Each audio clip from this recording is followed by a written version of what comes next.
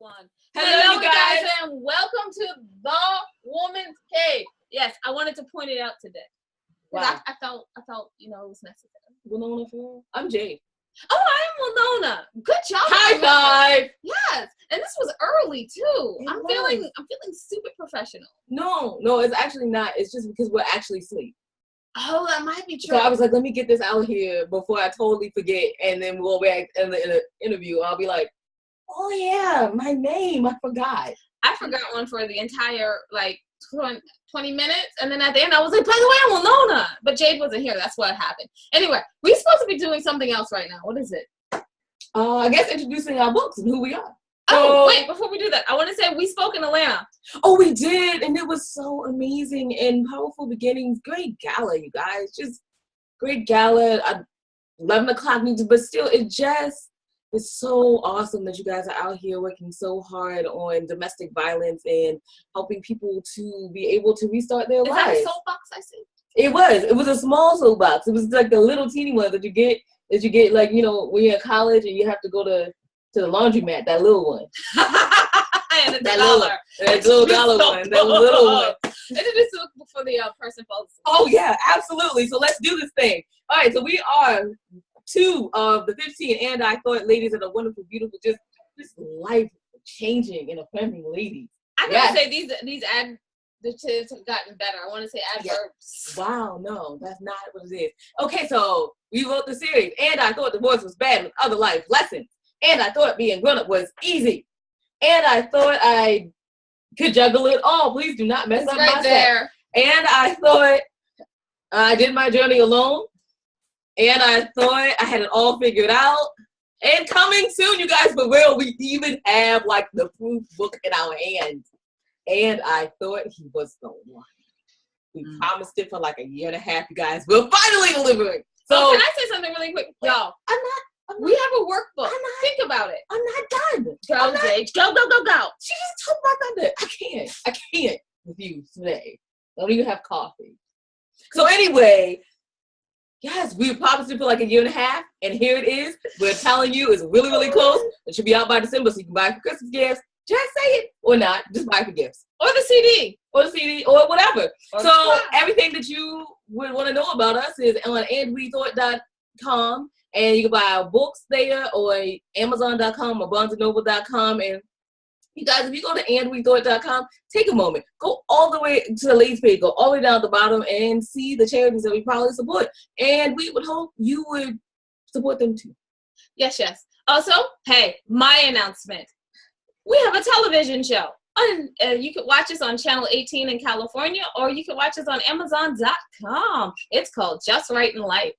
It's a lovely docu-series. So authentic, television guys, show. because Winona, she's cheap. She won't let me get real production crews. So let's just be honest. I did it twice.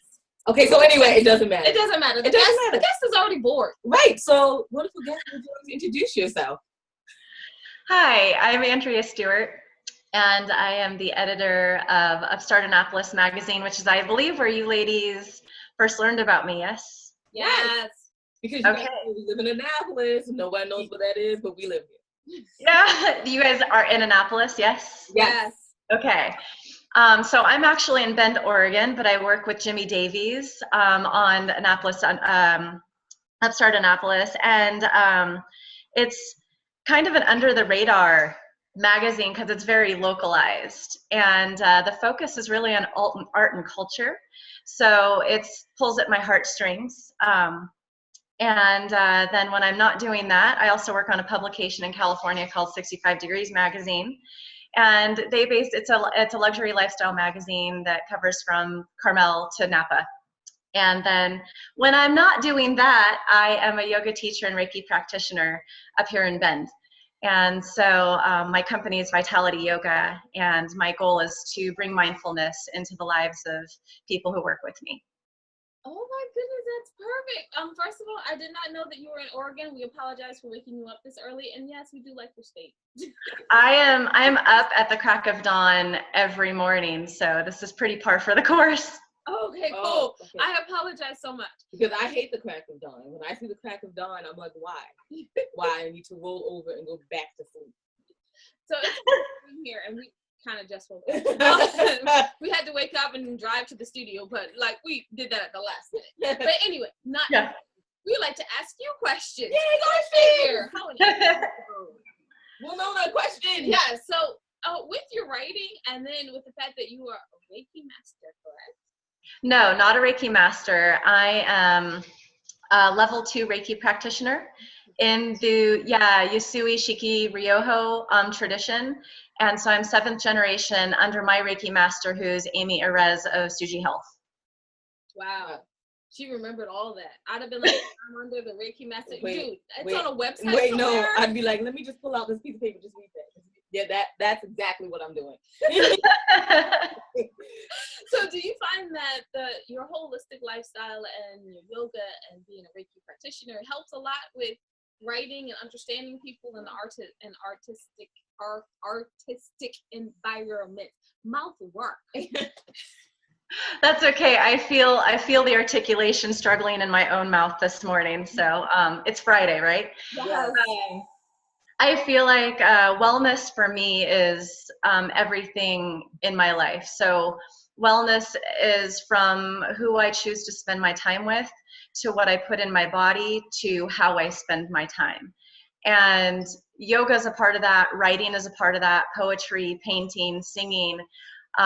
It's all part of just authentically tapping into what makes me tick and what makes me tipsy on life. So, and that's what I try to bring to every project I work on, every person I work with. I try to be the best version of myself, although sometimes that doesn't happen. Alas, I am human, just like we all are. But that's essentially, wellness is just being aware of what I need and cultivating that for myself in the best way that I can. And so my lifestyle is just an amalgam or a puzzle of all those pieces that I've pulled together over the years. She lied. She said the articulation is messing up. She said the word amalgam with this E. That's cheating. That's cheating. I used to work in a dental office. That's cheating. Okay. So you said you do poetry and singing. This I did not know. So can you tell us how you got started? What are some? So I used to sing and act when I was in school through high school. And as anxiety increased, I became really phobic of people. And so performing on stage or performing in productions or in front of people became impossible. And then, but I kept singing, to my cats and my dog, and my husband would walk in on accident and hear me singing. And I do definitely feel alive. I don't know where I would be without music. Music is playing in my house 24/7. The fact it's not on right now is weird. But so a couple of years ago for our 18th anniversary, my husband, we were just in a transition, thinking about selling the house and moving to Oregon, and trying to figure out what we wanted to be when we grew up. And so he gifted me several sessions with Robert Edwards, which is a renowned voice teacher. He was teaching at his LA studio and in Carmel, and he's recently just keeping his practice in Carmel. So he is my my voice teacher, and he's a beautiful soul. He teaches from a place of heart-centeredness, and he taps into where your voice is coming from. And it's more than about singing, it's about presentation, it's about thought articulation. And working with him has been a beautiful experience, and enabled me to even dig deeper into my teaching, teaching students yoga and speaking in front of groups and doing things like this, which is not my comfort zone. So yeah. Well, I'm happy that we could drag you out of your comfort zone. Hopefully you're comfortable with us, because you know what? We strive to do that. We do. We try really hard. Oh, I thought Jade was cutting me off because she knew what I was going to ask next. No. You said you weren't comfortable, so, you weren't in your comfort zone. So I'm going to skip over it. I'm going to tell you what I would have normally be. Whenever someone comes on and says, I can sing, I go, go ahead and sing. But anyway, we're skipping right over that because you said you're not in your comfort zone. Winona. I know. I'm trying. Oh, wait. That was a fist bump. My bad. Whatever. It's more. I'm not awake. I'm not awake. So Jade, when you were talking about how that helps you reach down deeper into your creative soul, I think, basically, So how does that help you bring things to your practice, to the people why? Your students of yoga. Yes, my goodness. Wow, I'm asleep. Well, I feel like so much of what we experience as people is incomprehensible almost. We can feel it on a cellular level. We feel it spiritually, but maybe we don't have words for it. And maybe we don't have even a way of tapping into it at first. And for me, artistic expression and yoga are kind of one and the same. I often say that yoga is scientific in principle, but it's artistic in application. And so it's an opportunity to communicate with other people, to read them, but also to let them read you, and for the energies to come together so that you're really working together in a process that helps to slowly unlock little pieces of ourselves that help us to understand more of what we need. And that's the beauty of what my teachers have taught me. Everything that I teach is pieces of what I've learned from other people. And then, of course, my own interpretations of what some of those things mean. And it's more of, I think, yoga doesn't have to be on the mat. It didn't start that way for me. It started reading those books that my mother gave me when she was trying to figure out why I was having so many panic attacks, and the doctors were beside themselves, like, no, she's perfectly healthy. And my mom said, no, she's clearly not. So for me, yoga is just taking that space for self-care. And the recipe looks different from person to person. Not every person's going to wake up at dawn like I do and meditate and do reiki, drink their lemon water, and then move on to the next thing. Some people are going to want to start their day with a run or a cup of tea, cup of coffee. So it's a very personal thing, but I think through working together to unlock these things, we learn what we need. And that is the beautiful part of mindfulness and becoming aware about ourselves and our environment. We may ask one more question before that final question, Jade. If someone was thinking about getting into the holistic lifestyle, what are the first three baby steps that they would think about taking? The baby steps? Baby steps. Yeah, so one of the things I think is the easiest, hardest thing to do. First, we have to understand what we need and what we, what's possible, right? Because baby steps are going to be different for each person. What I recommend to a lot of my students is to take just 5 minutes before you start every day and sit in silence. Or lay down in silence. If you have backaches and things like that, sitting, like I meditate laying down most of the time. But it's taking 5 minutes to just sit. And if thoughts come into your head, if the brain is going a million miles an hour, that's perfectly fine. That's normal. But over time, that 5 minutes might turn to 10 or 15. Even if it doesn't, you might find that one of the 5 minutes was complete silence and the head didn't do anything. And it starts out in those little micro moments. And then from there, picking up little pieces. Like for me, I found it really easy to implement lemon water into my morning. And I found that I had a lot more energy if I just had a simple cup of warm lemon water before I ate or did anything else other than my Reiki practice.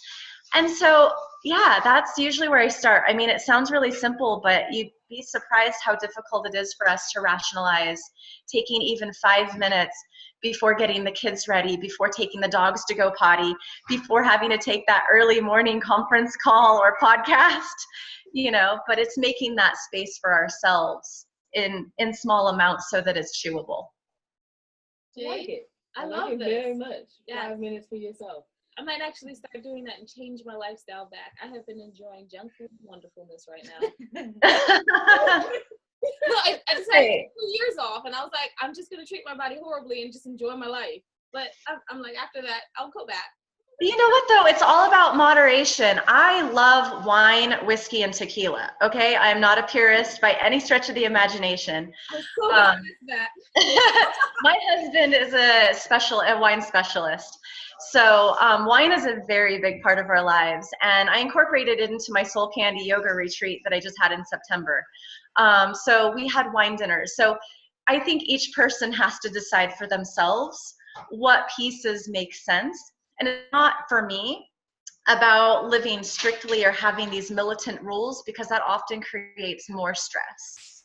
Absolutely. Absolutely. Yeah. So where can people find you? This is my last question always. I get to ask you all that. Yeah. Find you. So you can find me at vitalityyoga.us and upstart-annapolis.com. And my email is andrea@vitalityyoga.us. Well, thank you so much for coming on our show. We really appreciate it. And I am Jade. And I'm Winona. And we wrote wonderful books, the And I Thought series. And you can always find out what your ladies are doing at andwethought.com. That means you can watch the little show, the little Just Right in Life show, and find out what we talked about in Atlanta, Georgia, and how cute we look. That's important because I'm the narcissist. So cute. But that's not really the point, you guys. The point is that wisdom is all around you if you're open to finding it and accepting it. So peace and love, you guys, from Winona, who actually has her nails done. And Jade. Bye-bye.